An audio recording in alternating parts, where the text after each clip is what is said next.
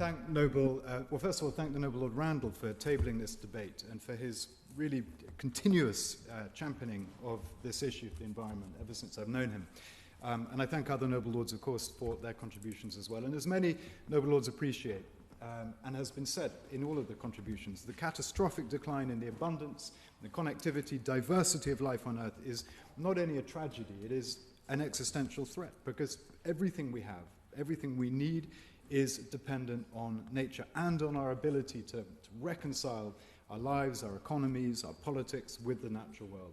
The COVID pandemic showed us what the world can do when the world senses danger. And the reality is that the consequences of runaway climate change, biodiversity collapse, and environmental degradation are vastly, vastly more serious.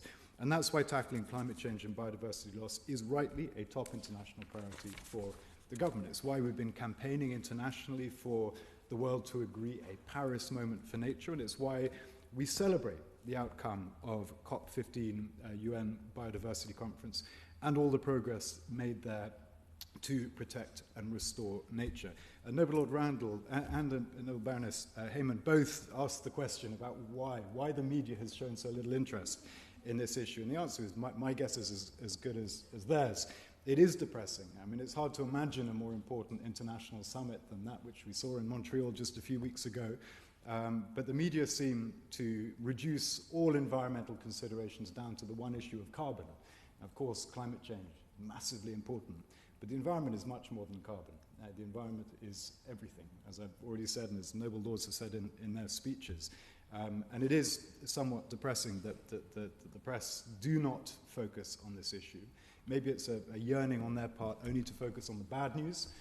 And I think the UN conference in Montreal was good news. Not perfect, as we'll come to in a second.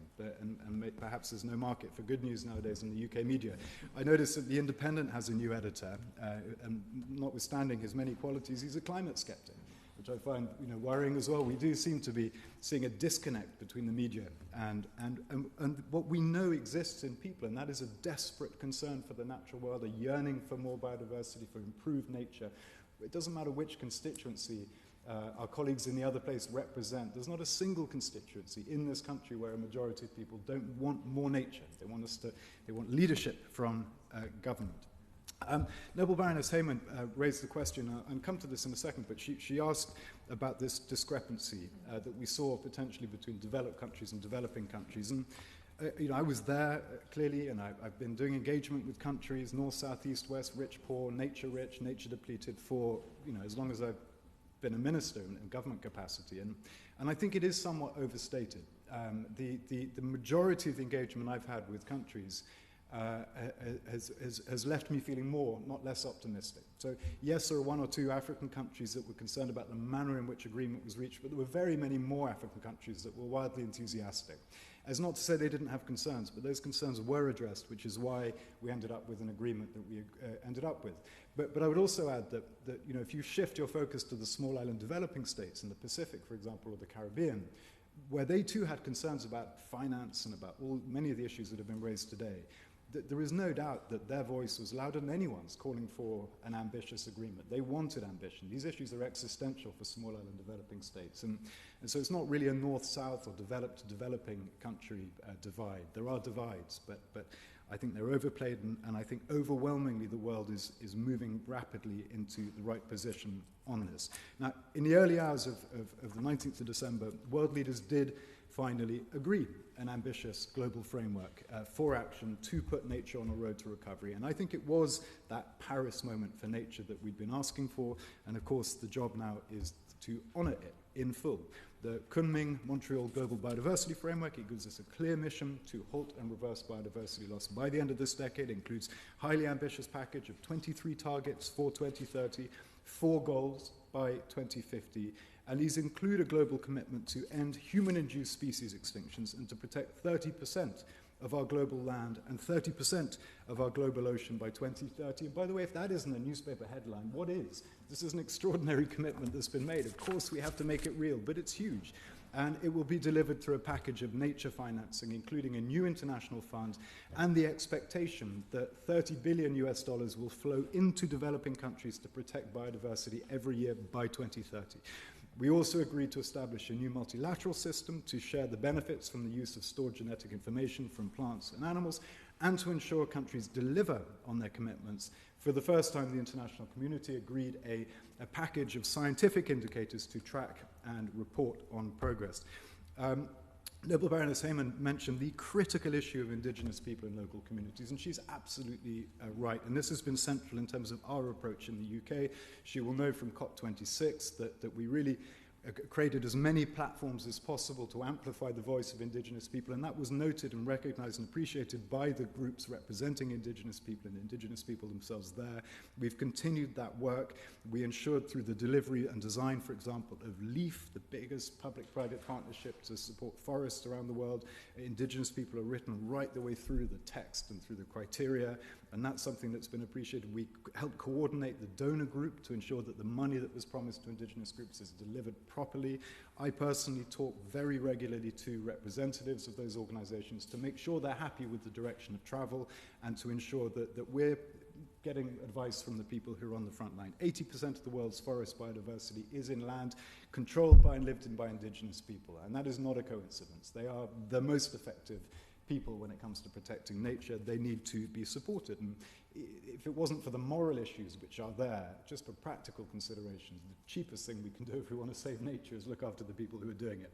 Now, I don't say this lightly, and I don't say it with hubris, but I do want to place on the record my just boundless thanks to our excellent negotiators, because COP15 was a triumph for UK diplomacy as well, and soft power, with outcomes that were at the upper end of what we expected.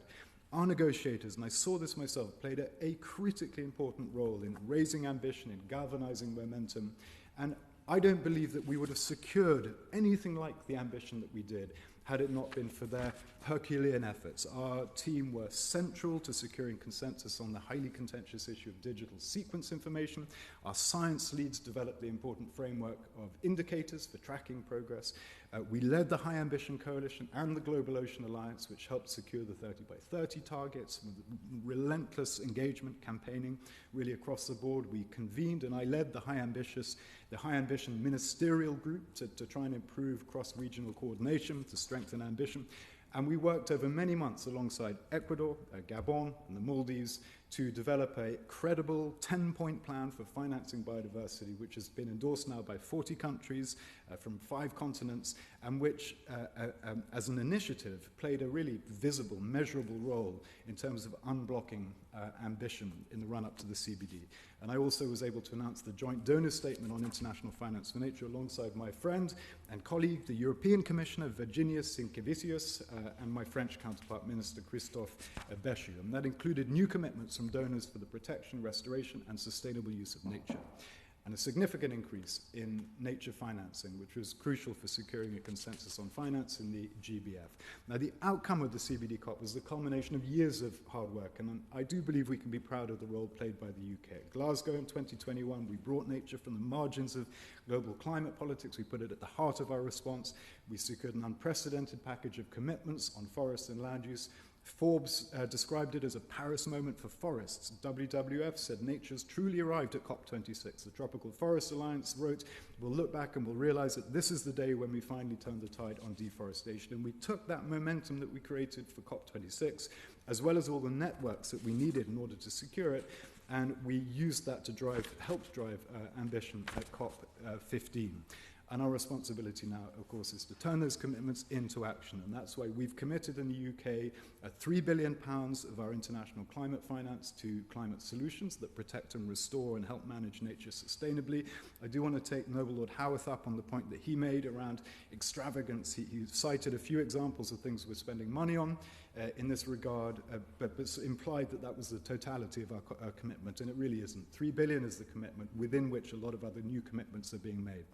And I would just say this, because who knows what's going to happen at the next general election, but part of this commitment will be delivered after the election.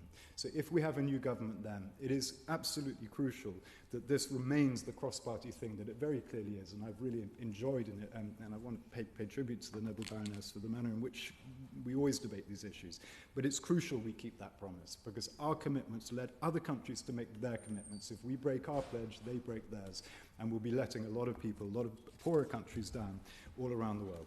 At COP15, we did announce some specifics, some of which Nobel Lord Howarth mentioned, 29 million to support developing countries with their land protection commitments, helping deliver 30 by 30, around 6 million for projects to study and restore nature across our overseas territories, 20 million in grants to protect healthy marine ecosystems and reduce overfishing, 17 million for the World Bank's Pro-Blue program to support marine ecosystems, 7.2 million to a new nature positive economy program which will support governments, central banks, businesses, financial institutions in developing countries to integrate the value of nature into their decision making.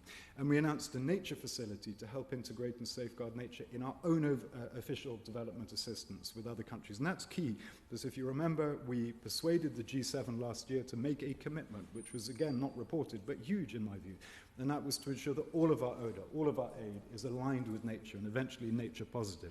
So we'll need these tools in order to deliver that promise as well. Now, having worked so hard to secure these targets and put finance in place to help achieve them, it's key that the UK also leads by example, a point that's been made by all the speakers today. The Environment Act does give us the tools that we need in order to do so, including putting a new set of ambitious domestic targets on nature, air, water, waste, etc. In place later this month in our first statutory environmental improvement plan. DEFRA is going to be setting out the measures that we'll adopt to achieve them. A key tool to deliver nature recovery, as has been said by, I think, all speakers, is radical reform of farming subsidies in England. Lord Howarth made this point, Baroness Walmsley made this point, and I think Nobel Lord Randall did as well. Over a 7-year transition period, we're phasing out area-based agricultural subsidies, we're shifting our support for farm subsidies to deliver environmental goals, and that matters hugely for us in the UK, but it has global implications too. We're told that the cost of turning the tide on nature destruction is around $500 million a year, and by coincidence, that's roughly what is spent by the top 50 food-producing countries, subsidizing often highly destructive land use every year. So if we can persuade them to shift their focus in the way that we are here, then a gigantic finance gap that exists can be closed. And it's yet another reason why this government and successive governments absolutely must not allow this program of reform to be derailed. That is critical. No matter what pressure is felt from those entrenched vested interests, it must be resisted. Now, finally, we know that global challenge ahead is huge, and we know that no country is going to face it alone, which is why the UK is at the center of efforts to bring those coalitions together of donor countries, philanthropists, nature-rich countries, private sector, to try and help turn the tide for some of the world's key natural systems on land and at sea. And over the course of this year, I hope I'll be able to talk more about some of those initiatives, the Congo Basin, the Amazon rainforest, Indonesia, etc. This is an absolute priority for me, and I'm thrilled to say the Foreign Office and DEFRA as well. COP15 has provided momentum and a framework within which nature can recover and thrive. And the UK government played a really important part in the international effort to build that framework. Now we are committed, and we will remain committed to playing our part in full in a decade of global action to secure the abundance, diversity, and connectivity of life on Earth. And in doing so, building not only a better future, but a viable, livable future for generations to come. Thank you. The Grant Committee stands adjourned until 2 p.m.